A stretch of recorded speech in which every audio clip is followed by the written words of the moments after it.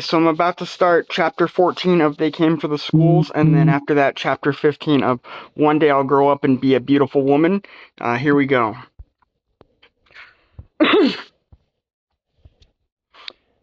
Chapter 14, I Lost My Son. 3 months after Patriot Mobile went a perfect 11-0 in North Texas school board races in the spring of 2022, those newly installed board members began to deliver on their promises. The Keller Independent School District made national headlines that August after rigid new content restrictions adopted by the school board led district employees to remove more than 40 library books from shelves for review, including a graphic adaptation of Anne Frank's The Diary of a Young Girl and several LGBTQ-themed novels. Undeterred by the critical news coverage, Keller's Patriot Mobile-backed majority went further, passing an additional policy to ban all books at every grade level that mentioned or depicted gender fluidity. Fuck gender fluidity. Calling the policy a flagrant attempt to erase transgender and non-binary people. The ACLU of Texas called on the U.S. Department of Education to open a civil rights investigation, and Southlake Patriot Mobile donated framed posters depicting the national motto, "In God We Trust," to the Carroll School District, where conservatives aligned with the cell phone company and Southlake Families PAC now held all but 2 seats on the Board of Trustees. Under a new Texas law supposedly aimed at promoting patriotism in public schools, the district was required to accept the donation and to display the posters prominently at each of its campuses. But there was nothing in state law that said Carroll officials had to invite the leaders of Patriot Mobile to deliver the posters during a special presentation before the school board. In a photo of the ceremony shared on Carroll's school media pages, In a photo of the ceremony shared on Carroll's social media pages, board member Michelle Moore could be seen standing off by herself behind the leaders of her husband's former company. Afterward, 30 years nearly to the month after a Carroll student sued to block school-sponsored prayers at Dragon Pep rallies, Patriot Mobile celebrated the poster's donation in a blog post titled "Putting God Back into Our Schools." Progressives across the Dallas-Fort Worth suburbs are suddenly awakening to the idea that their public schools may have been hijacked by religious extremists. Yeah, well, progressives have no problem with Muslims teaching kids how to pray Islamic prayers and, how to, like, park your ass in the middle of the street and pray and stuff like that. They don't have any problem with Islamists doing it until suddenly the Islamists turn around and and ban LGBTQ events and stuff like that, which has happened in I think in Dearborn. I think in Dearborn and some other places, there's like a Muslim majority city council in America that banned LGBTQ pride events, and liberals are like, were caught unawares and surprised. These people are fucking retards. Progressives across the Dallas-Fort Worth suburbs are suddenly awakening to the idea that their public schools may have been hijacked by religious extremists, but Patriot Mobile appeared to welcome their attacks. "We have been called Christian nationalists by those who want to silence us, to break us, to make us stop," the company's CEO, Glenn Story, declared, "but we embrace the term Christian nationalist. We love our country and we love the Lord, and we strive to be light in the darkness." No school board did more that fall to advance Patriot Mobile's vision for public education than the leaders of the Grapevine Colleyville Independent School District, or GCISD. The suburban school system, much like Southlake, its neighbor to the west, had been reshaped by dramatic demographic changes in recent decades. In the early 1990s, the then overwhelmingly white school system, oh, it's overwhelmingly white, boo-hoo, briefly gained national notoriety after a string of reports about young neo-Nazis, including a GCISD graduate, terrorizing black and Jewish teens at school and in the community.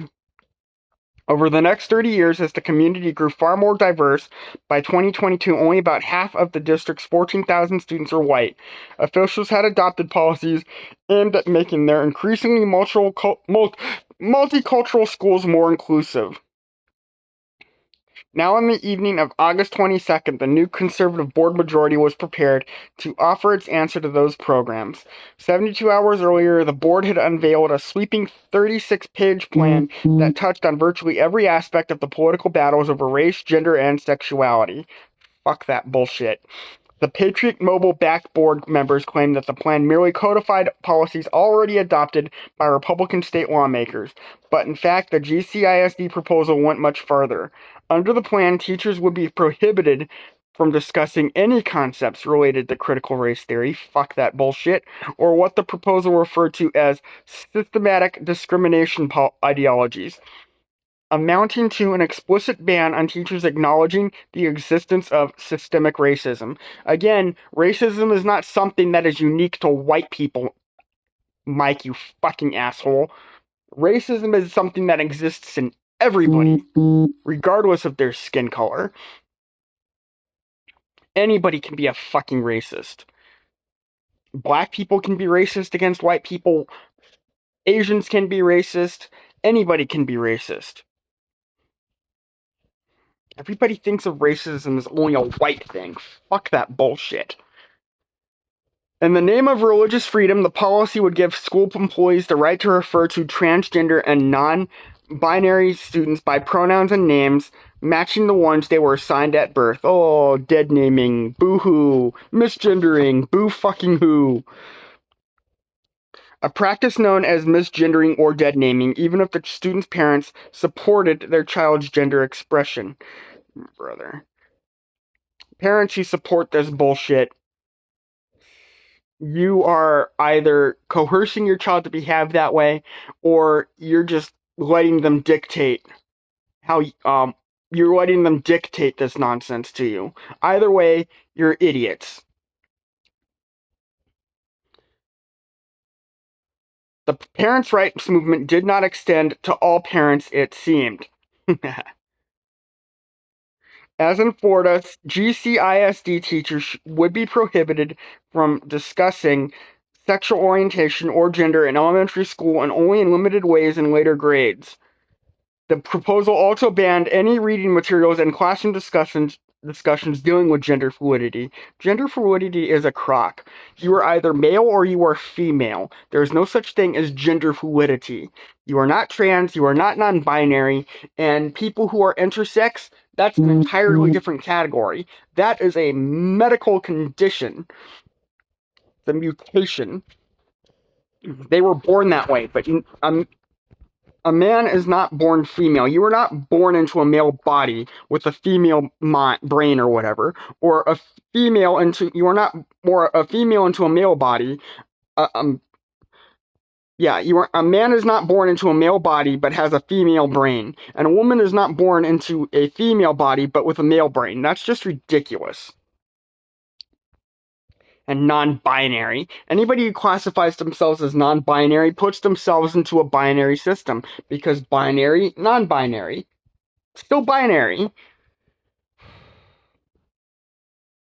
The proposal also banned any reading materials in classroom discussions dealing with gender fluidity, which the document incorrectly defined as any belief that biological sex is merely a social construct.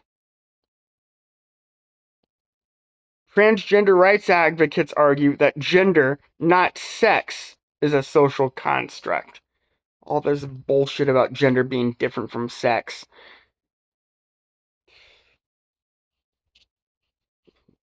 Stupid. Unlike Carroll's Cultural Competence Action Plan, there had been no community meetings to discuss the need for such a plan, no special volunteer committee to write and refine the document. To protest, some GCISD parents came to the school board meeting wearing custom t-shirts with the school district's name, GCISD, crossed out and replaced with the words Patriot Mobile Action ISD. They bought 4 school boards, and now they're pulling the strings, Rachel Will, the white mother of a biracial Grapevine Colleyville student, said ahead of the meeting. I'm a Christian by faith, but if I wanted my son to be in a religious school, I would pay for him to go to a private school.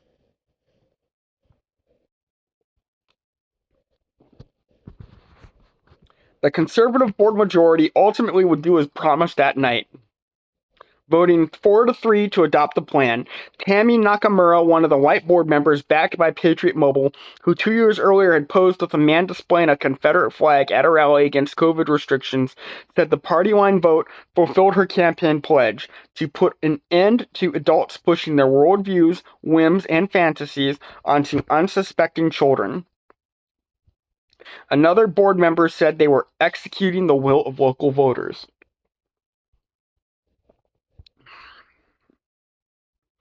But the public comments prior to the vote revealed a suburban community bitterly divided by the new direction of its prized school system.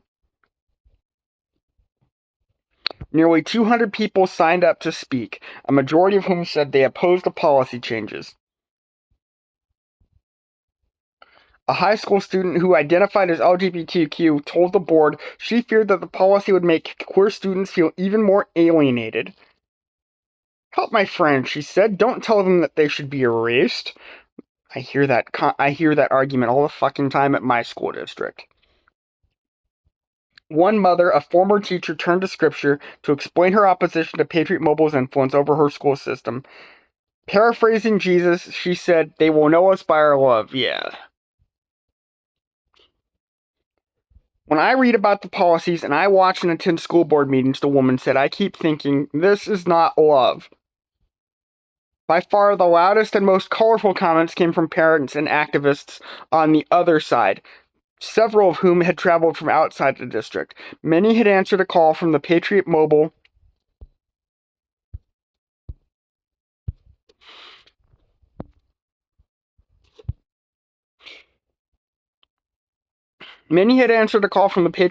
aligned True Texas Project,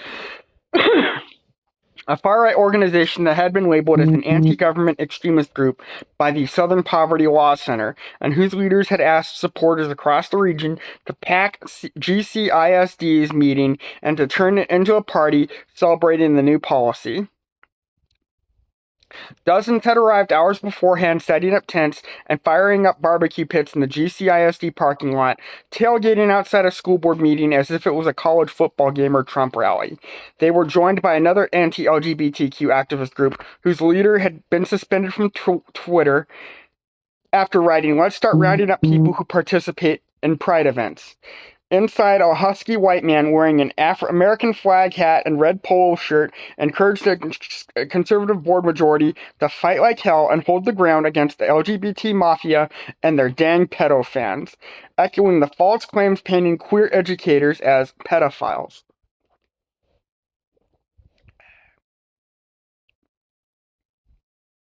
And guess what?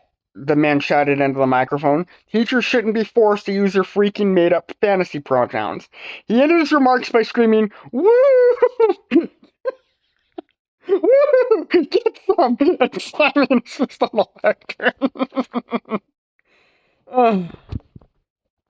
Yeah, well, in my school district, Mike, we have teachers fighting for the right to display pride flags in the classroom and to openly use their pronouns amongst the students. And why should teachers be allowed to do that? They are paid to teach school subjects. They are paid to teach subjects like English, math, science, foreign languages, possibly, among other things. Why are they allowed to do this bullshit? That has nothing to do with what they're teaching. Another resident who spoke in support of the policy said one of the things that made America great at its founding were schools that taught kids to read and know the Bible and recite the Constitution. She commended the school board for working to restore those ideals. Our kids have to be taught our foundation, she said, our foundation of God-given, inalienable rights, religious freedoms, individualism, democracy, and a free market. Well, democracy is nothing more than mob rule, so she's wrong about that. Benjamin Franklin told a woman who asked him what kind of a government the founders had given the people, and he said a republic, madam, if you can keep it. So we are not a democracy, we are a republic. A democracy is just mob rule. Benjamin Franklin also said that democracy is nothing more than two wolves and a lamb deciding on what to eat. Toward the end of the meeting, a white mother with short blonde hair and wire-framed glasses stepped forward and introduced herself as Charla.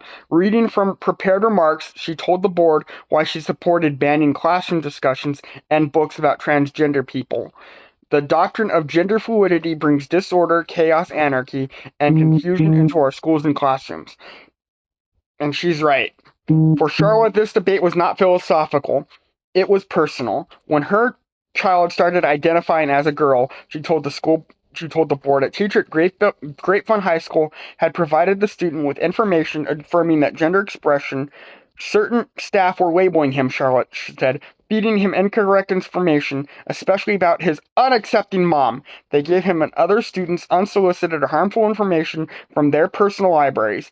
In doing so, they exploited my son's gender dysphoria. As a result, the mother told the board, choking up as a beeper signaled that her time had expired, I lost my son.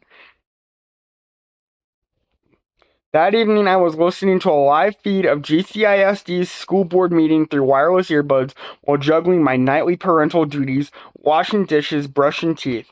By the time Charla spoke, I had just put my preschooler to bed. And as I listened in the dark, I knew instinctively that the mother's comments were significant. She was sharing her first-hand account of a teacher going behind her back and filling her vulnerable child's head with what she described as lies about gender and biology, the exact horror story that Republican politicians like Ron DeSantis had been warning about. As I watched my 3-year-old drift to sleep that night, a thought entered my mind, a question that I would spend months trying to answer. What book or lesson could possibly drive a permanent wedge between a parent and their child?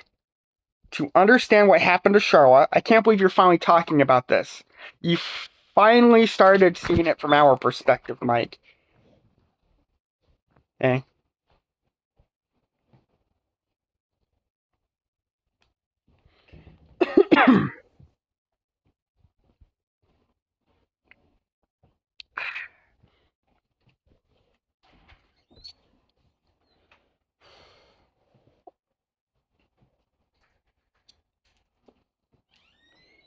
To understand what happened to Charlotte and her family, you had to rewind 2 years to the fall of 2020. A young teacher named M. Ramser had just begun what she thought was her dream job as an English teacher at GCISD's Aspire Academy, an accelerated program based at Great Fun High School for the district's brightest students. Ramser hadn't initially set out to become a teacher. She'd majored in English in college with the goal of becoming a writer, but ended up discovering a passion for education while working at a summer program where she taught literature and creative writing to high school students. She loved handing a kid a book and watching a new world open up in front of them. In one of those summer classes, a student read one of her own poems aloud, and in the process, revealed to the class that she was gay. Oh, brother. The first time the teen had ever done so publicly. Afterward, the girl was crying upset, worried about how her peers might judge her and what challenges her future might hold. Ramser, 20 at the time, recalled pulling the teen aside and telling her that she was queer too, as a way of saying, look, you're going to survive. It is possible to be an adult and be queer. It is possible to grow up and have a life. At the end of the summer, the student wrote a thank you note comparing her encounter with Ramser, the first openly gay adult who the girl had ever known, to meeting Captain America, brother.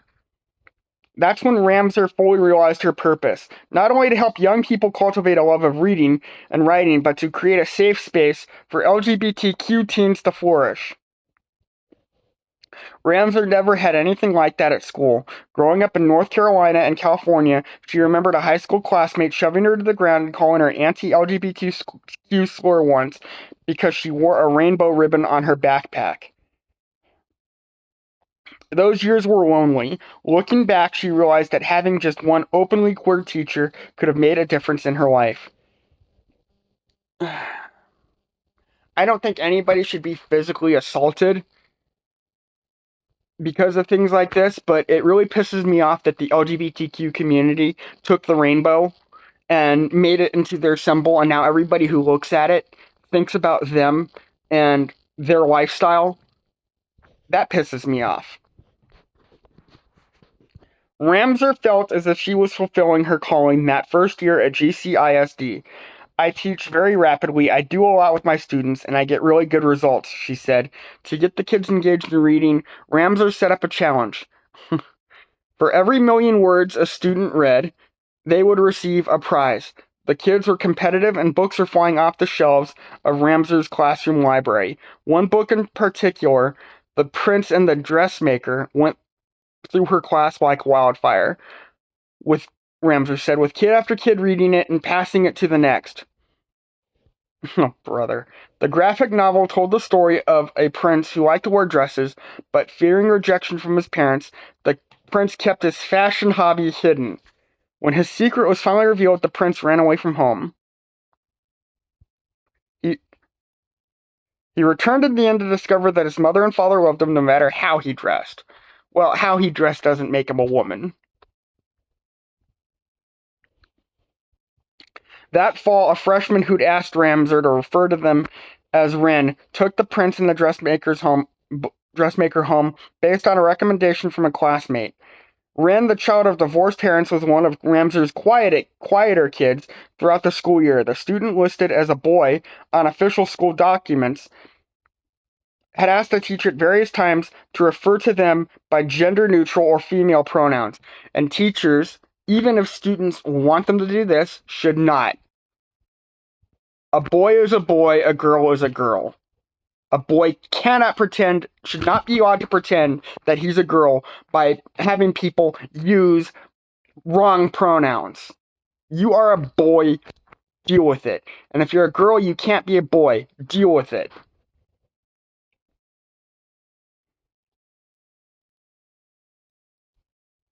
Other times Ren said not to do that, so they didn't even know what they want most of the time. It's just based on feelings. Well, biology trumps feelings. Ramser didn't make a big deal about it, she said. That was very much my mentality with teaching. I'm going to give you some space to figure yourself out. Oh, brother. Then one day in January 2021, Ren, who has since come to identify as a transgender female, brother, wasn't in school, and some of his friends were worried.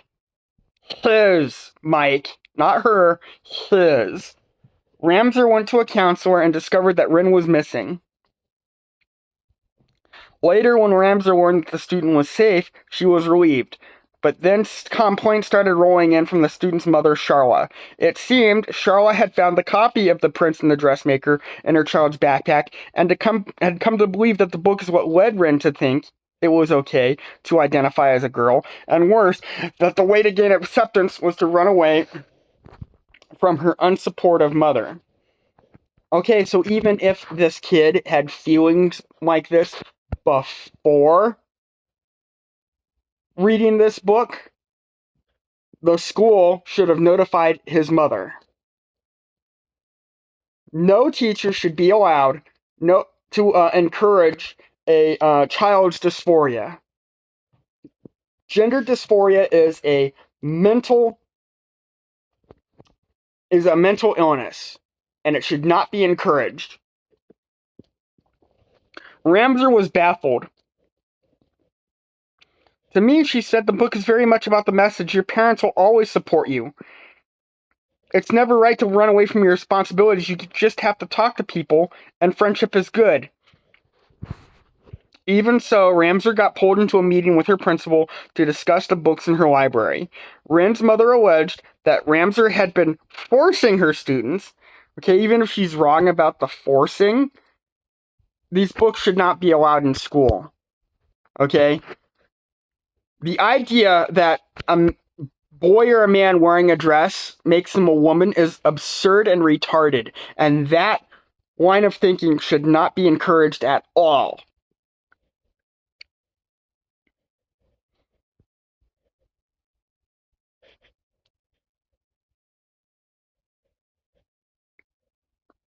Ren's mother alleged that Ramser had been forcing her students to read The Prince and the Dressmaker, which the teacher said was untrue. The book, Ramser noted, was rated for children as young as 12 and contained no explicit passages. Okay, it doesn't have to contain explicit sex scenes or offensive language. It just has to put this bullshit idea into kids' heads that by wearing female clothing, they will become female.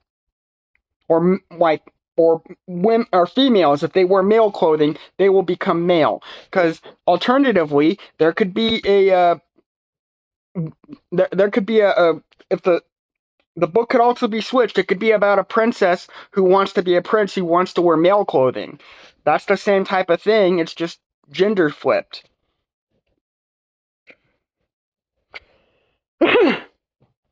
Her students were free to read or not to read any of the books in her class library. That made sense to Ramser's principal, and no action was taken.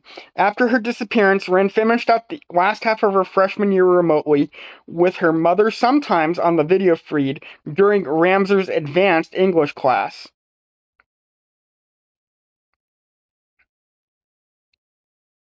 The teacher assumed she would never see her well-worn copy of The Prince and the Dressmaker again, which was fine. It wasn't one that she'd purchased with her own money. Someone had donated it. Then one day, toward the end of the school year, Ramser stepped out of her classroom and looked down. The graphic novel was sitting on the floor outside her door. No note, no explanation. The teacher picked it up, flipped through the pages, then returned it to her bookshelf.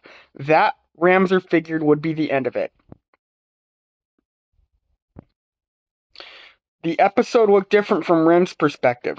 The student had gotten into an argument with her mother on the day she didn't show up for class in January 2021, which had been happening more often in the 2 years since the teen first told Sharla that she thought she might...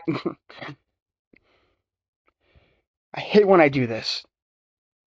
The episode looked different from Wren's perspective. The student had got into an argument with his mother on the day he didn't show up for class in January 2021, which had been happening more often in the 2 years since the teen first told Sharla that he thought he might be a girl.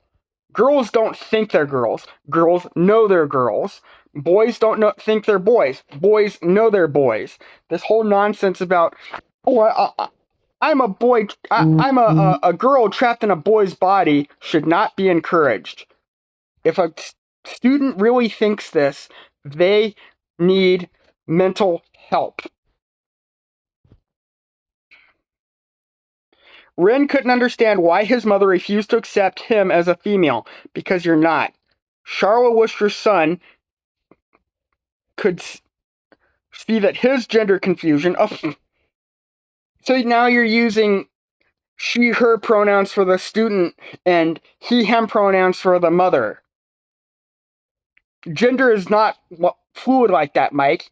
Either you're one way or the other. Either you are male or you are female. And if you're intersex, you're still more one than the other. There's no such thing as being like half and half.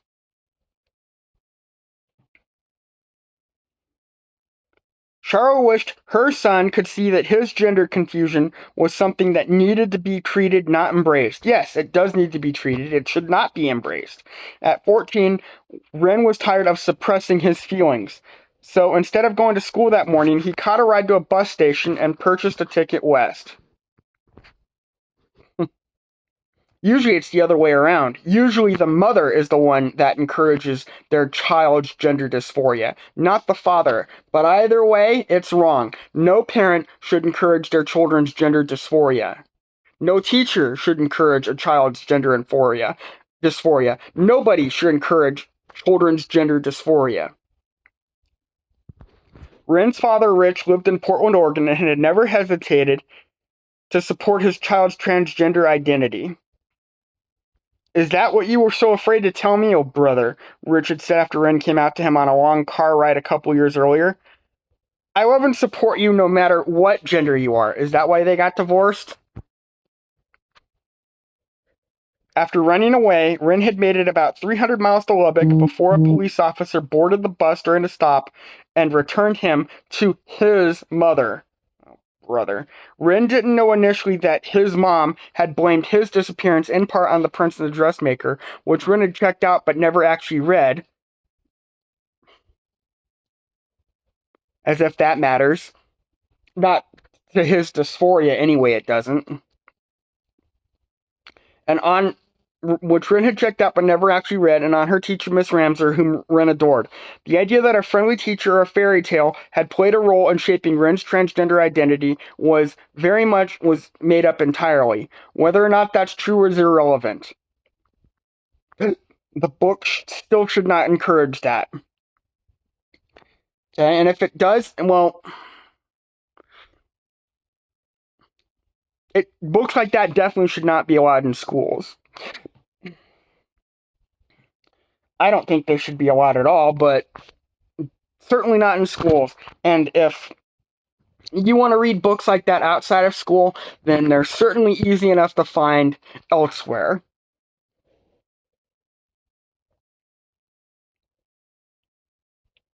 The teen said she and Ramser had never directly discussed the subject, and Rin had been trying to tell his mother about his female identity for more than a year by then. Charla, a devout Christian, had reacted then by enrolling Rin in a religious counseling program that promised to help children become the person they were created to be.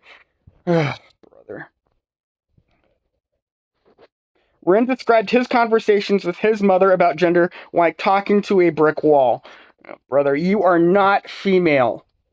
No matter how he framed his feelings, Rin said Charla would invariably reply by quoting scripture or saying that she loved her child the way God made you. Yeah.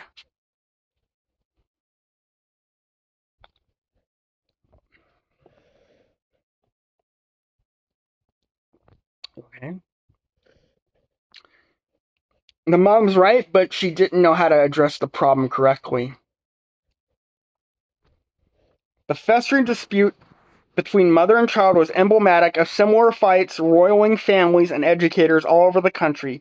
Although the overall population of transgender people was still small, in an era of increased LGBTQ acceptance among young people, the number of teens identifying as trans had, in the span of a few years, nearly doubled to 1.4% by the time Rin was entering high school.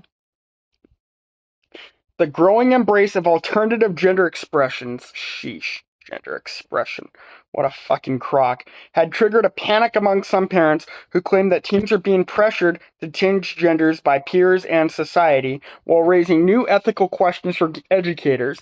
Should teachers and guidance counselors be required to notify parents when a child asks to be called by different pronouns at school? Yes. What if sending a note home put a child at risk of emotional or physical abuse?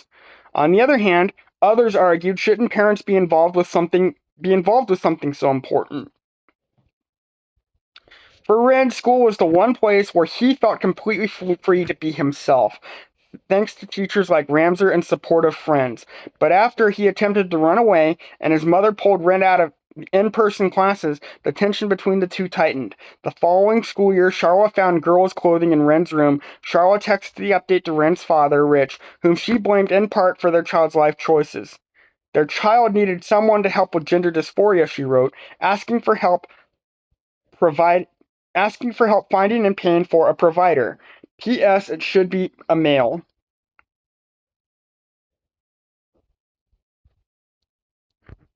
Rich, an electrical engineer, this is bullshit.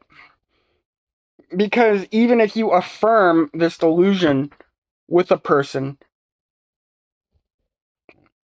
it doesn't change the fact that they're still mentally ill.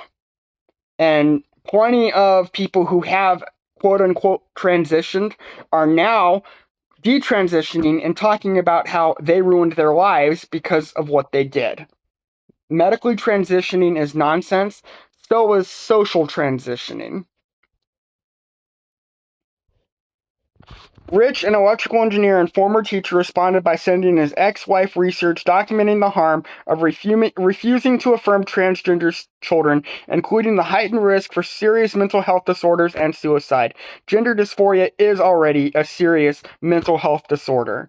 And this is the emotional tactic that these freaks use. Would you rather have a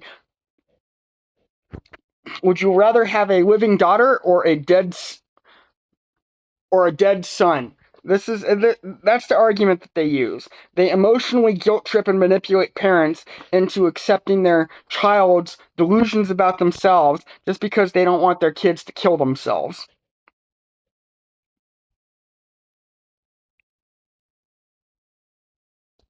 The American Psychological Association does not support any therapeutic treatment aimed at changing gender identity or trying to align birth gender with gender identity.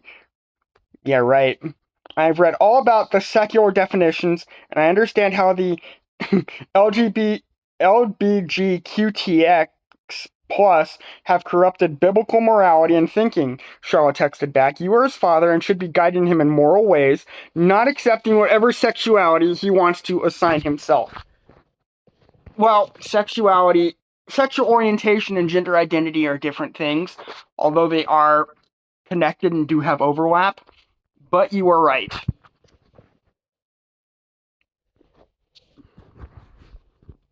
It was around that time that Ren started pleading with her father to seek full legal custody.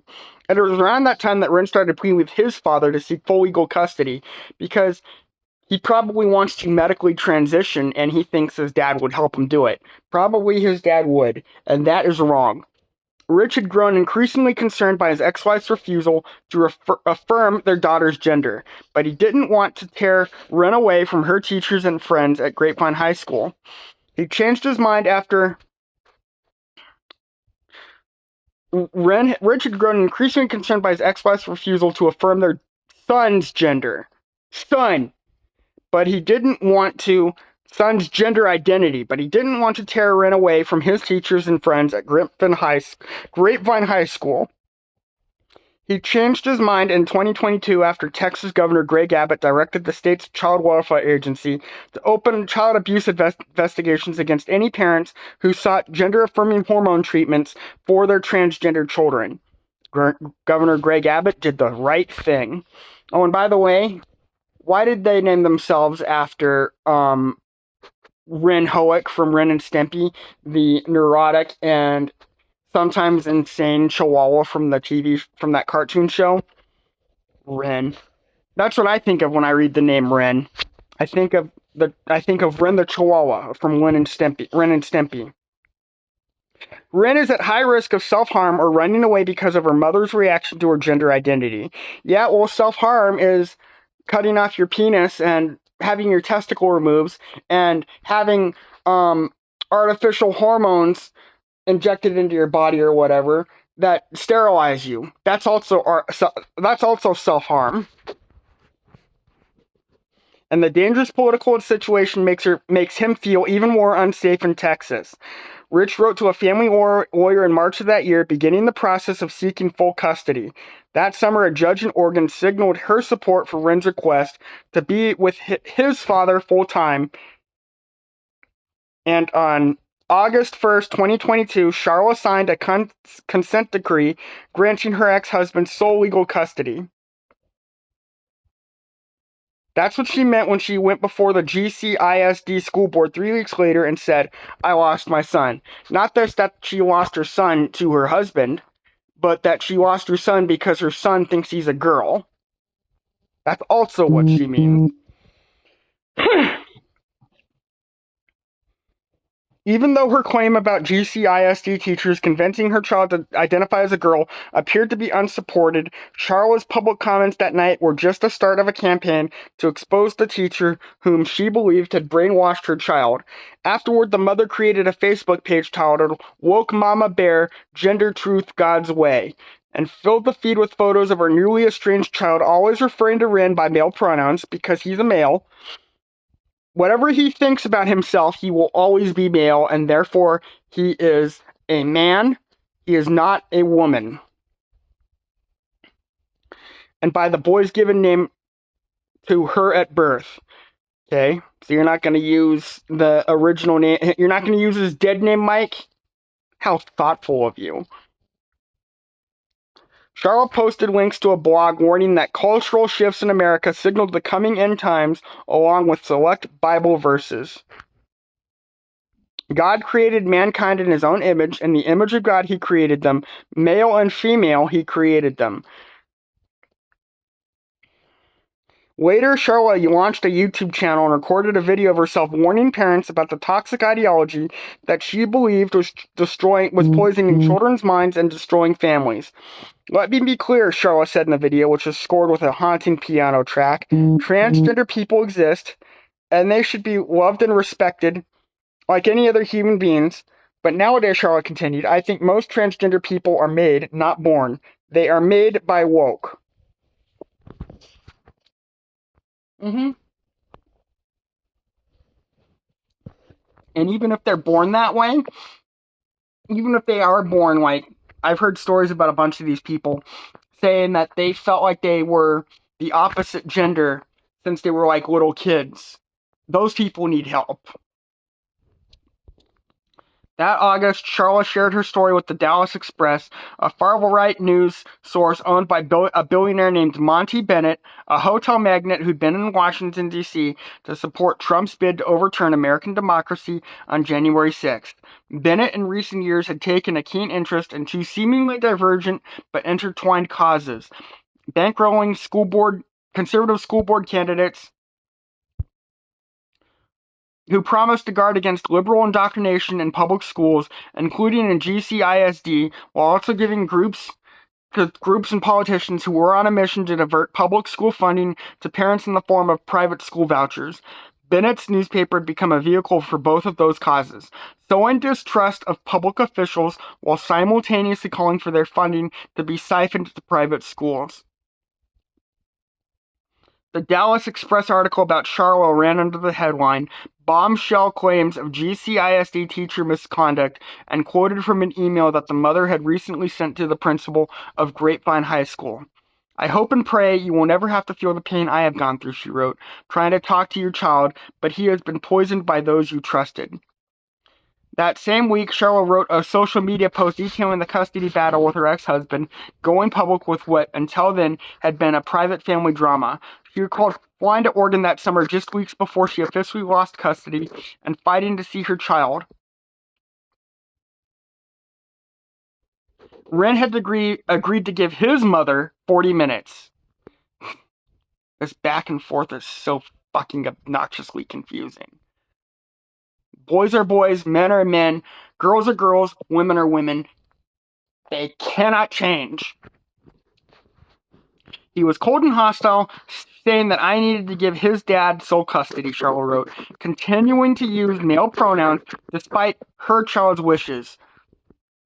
Boo fucking who? He was not dressed as a female for my visit. But I did have to go into the lion's den, his dad's house. And what might have been her final meeting with her only child, Charlotte issued a warning.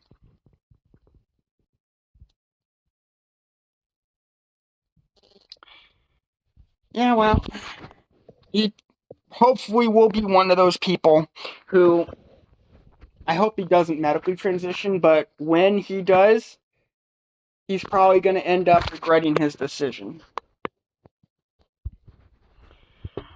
I told him he has made a tough decision and he will have to pay the consequences. When he finds out the truth, he is always welcome home. Until then, she wrote, this mama's arms are wide open. Ramser was at school when the Dallas Express published the article about Charlotte and Wren. A colleague approached her in class and showed her the headline on her phone. Ramser felt lightheaded as she read through the piece, which called her out by name and quoted Charlotte saying that the English teacher had infected her child with toxic ideas. It felt like being plunged into an ice bath, Ramser said, and you can't catch your breath. The article noted that Ramser had been the faculty monitor for the district's Gay-Straight Alliance. Charlotte claimed the student club was a conduit to mold our teens not only to accept the LGBTQ agenda, but to indoctrinate and confuse their own gender identities. Distressed, Ramser left in the middle of the school day. She didn't come back the next day or the day after that.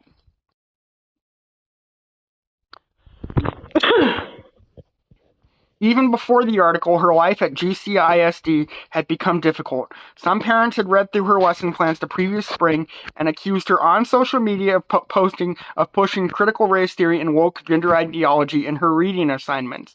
That resulted in a wave of online harassment, including a Facebook post calling her a pedophile, but nothing compared to what followed the Dallas Express piece. Her social media accounts and email were being bombarded with messages accusing her of grooming and sexualizing children. Someone used her email account to sign up for several pornography sites. Okay, that is illegal. Nobody should be doing that. And now her inbox was filling up with links to nude images and videos. Later, the teacher would end up moving to a new address, one that she would keep secret, even from her employer, out of fear that it might get leaked by a school employee or board member. Ramser believed she had reason to worry. One GCISD board member, Tammy Nakamura, had said during an event hosted by the Republican National Committee that she had a list of educators who she believed were indoctrinating kids. "We cannot have teachers such as these in our schools," said Nakamura, who was joined at the event by Southlake School Board member Hannah Smith, "because they are poison and they are taking our schools down." Ramser's plight seemed to confirm Chris Rufo's hunch.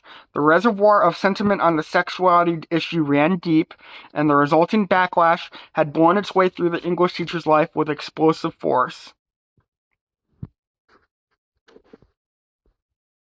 Initially, Ramser was leaning against returning to school at all after the article about Charlotte's claims. She was disappointed that district leaders hadn't issued a public statement defending her and making clear that she'd done something wrong. Instead, a GCISD spokesperson sent out a couple of sentences saying the district couldn't comment on individual student or employee matters. But after a few days hiding out at home, Ramser caught word that some of her students were deeply worried about her. She didn't want them to think she had quit on them. How noble. And so she returned to finish out the 2022-2023 school year, a shell of the teacher she once was. To avoid additional complaints from parents, she'd had to take down her entire classroom library and run every reading assignment by higher-ups for approval. It's difficult to inspire a love for reading without books, and even harder to create a safe space for queer teenagers when a school district imposes rules against discussing LGBTQ people.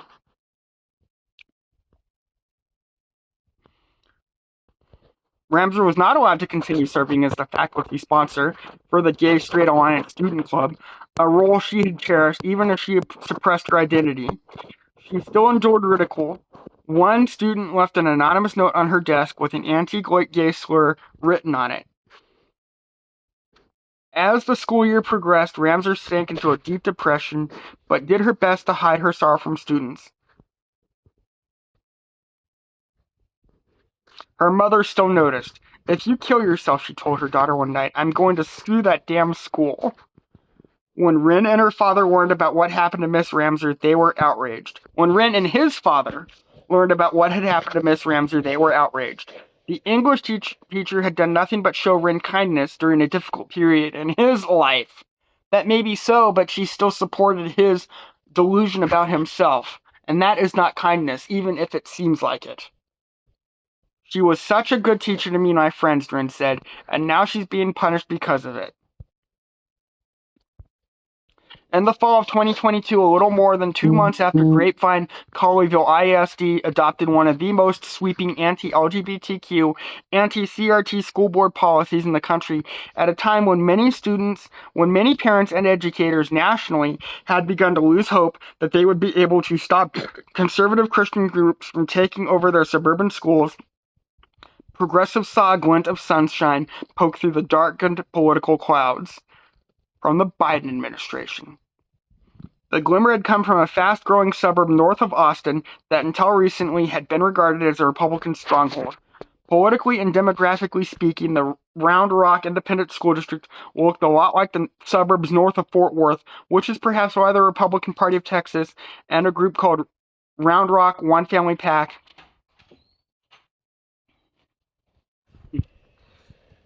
the Round Rock Independent School District looked a lot like the suburbs north of Fort Worth, which is perhaps why the Republican Party of Texas and a group called Round Rock One Family PAC, yet another political action committee, explicitly modeled after Southlake families, had made it their mission to win control of the school board there. Conservatives spent nearly $300,000 backing a slate of 5 candidates, including one whose slogan had been, "Teach ABCs, 1-2-3s, not CRTs, and LGBTs." The conservative activists in Round Rock followed the Southlake playbook at every stage, and yet when all the votes had been counted on election night that November, all 5 of their candidates had lost by double digits. Wow. The Round Rock election was marred by all the ugliness that had come to define school board politics during this period of American life. One incumbent school board member, a black woman, had received harassing messages at her home, including a package that contained a dildo. Wow. 2 other packages sent to a pair of Harrison supporters contained used tampons. But the Round Rock election had something that had been missing from earlier school board elections in places like Southlake and Grapevine: a highly organized and well-funded opposition from liberals and moderate conservatives. Moderate conservatives. Liberals in disguise. Crystal Lane, a white mother of 2, had closely followed events out of Southlake, and when she and her friends noticed some of the same political tactics being deployed in Round Rock, they knew they needed to act fast. They formed a political action committee of their own, Access Education, RRISD, and set out to beat Round Rock, One Family PAC, at its own Southlake-inspired game. They worked to build a bipartisan coalition of Democrats and disaffected regular Republicans who were united in their opposition to Christian nationalism and the infusion of far-right politics in their schools. Regular Republicans. You mean cucked dipshits who support the LGBTQ and transgenderism and all that other bullshit?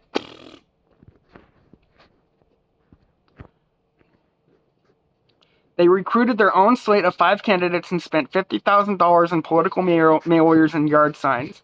Although they were still outfunded, the Access Education PAC went on the offensive, attacking the conservative candidates as the hate slate and getting volunteers to stand outside polling sites to lobby voters. "We would tell people, look, we just want to make school boards boring again," Wayne said, and we proved that most people agreed with that message. The Round Rock outcome embarrassed the state Republican Party, which had endorsed a total of 11 candidates in nonpartisan school board races across Texas that November, and ended up losing all but 2 of them. Access Education's success cast doubt on an argument first espoused by Steve Bannon, which had become conventional wisdom among GOP strategists and school boards. It turns out may not have held the key to reverse Republican losses and fast diversifying suburbs. Round Rock showed that when progressives and moderate parents organized, they could win, maybe not in overwhelmingly conservative towns like Southlake, but in lots of suburbs across the country. A group of parents in Grapevine and Colleyville were among those who'd taken note. With the Round Rock blueprint, the left's answer to the Southlake playbook, they were going to try one more time to reverse Patriot Mobile's gains and, Lord willing, retake control of their children's schools. Lord willing. They're using the Lord. They're using God to... Oh, brother. They oppose Christian nationalism, but they're still trying to claim God. Sheesh.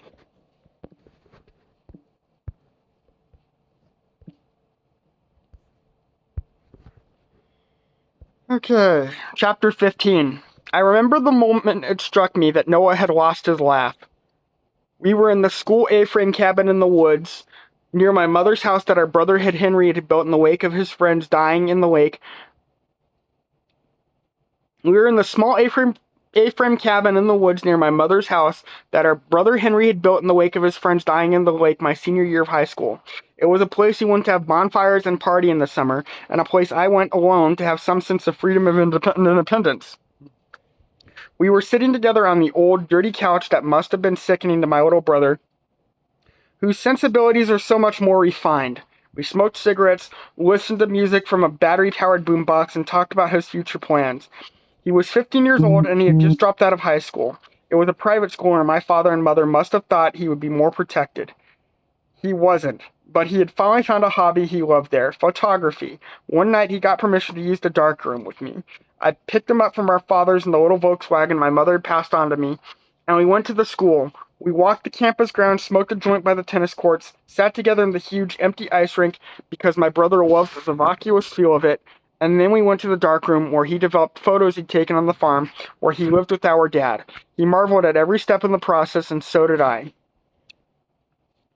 Soon after, a camera was stolen from school and Noah was blamed. My father confronted him. We all knew that Noah was a child who broke the rules, but he was also one who had no shame in doing so. In middle school, he'd stolen my father's credit card to order himself a king-size bed. When it was delivered, he'd probably come clean, asking my father if he really wanted to pay to ship the bed back. Now it seemed that Noah would have admitted if he'd stolen the camera, and also that if he'd really wanted a new camera, he could have found a way to buy one. My father went to the headmaster, insisting the thief had not been Noah. This is because of his identity, my father said. No, the headmaster said. We've had a gator before without problem.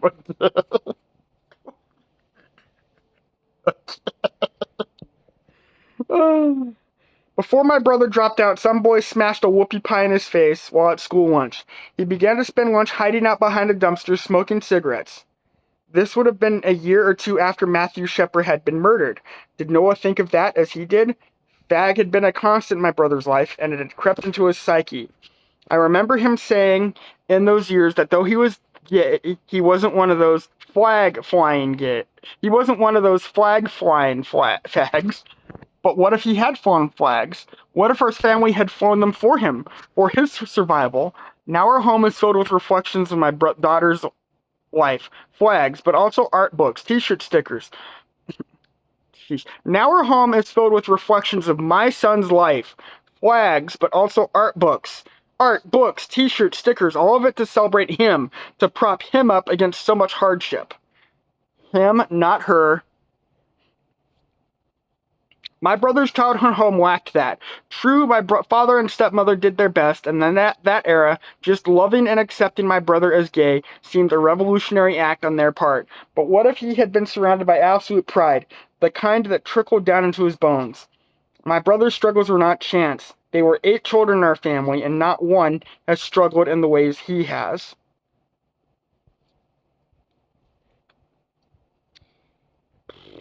He had a job by the time he dropped out, and a Ralph Lauren at the outlet mall. He'd buy clothes with his paycheck, but also bedding and towels and curtains, as he worked to curate a life so far from the one he lived in the New Hampshire woods of my father's house. Nights he sat at the wood stove in his bedroom and blew the smoke from his cigarettes up the chimney. He flipped through catalogs and earmarked what he wanted. His plan was to move to Phoenix, where he could live with my stepbrother, his half-brother, and get a job at the upscale Ralph Lauren there. No matter that, they said they didn't hire people his age or people whose sales experience consisted of an outlet in rural New Hampshire. As we sat together that day in the dirty A-frame our brother Henry had built, Noah told me it would all work out, that he would make them see how good he was and he would get the job. I was afraid for him, and I was aware as we sat there that there was something vacant between us, some access to him that I no longer had. I told him so. He laughed and told me not to worry, but it was a guarded laugh, almost performed. And it struck me suddenly that when we were very young, his pure and full laugh had been the best sound in the entire world to me. His arrival in this world had broken through the loneliness I'd felt at my father's house. Now that laugh was gone, never to return.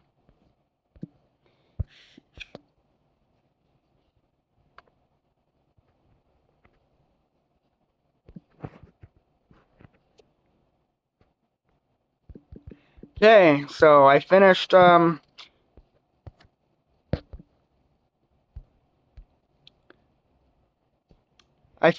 both chapters of They Came for the Schools and One Day I'll Grow Up to Be a Beautiful Woman.